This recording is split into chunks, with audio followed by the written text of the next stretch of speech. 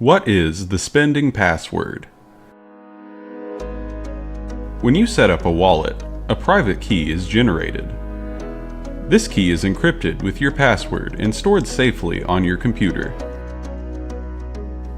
Therefore, you need to enter your password if you want to send ADA, delegate to a pool, or vote for something.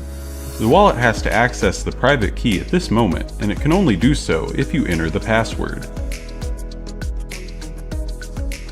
You might think the spending password would additionally protect your seed words.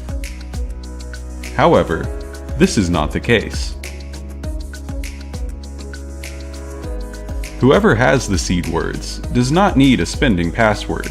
If you ever forget your spending password, you can simply delete the wallet and reinstall everything with the seed words.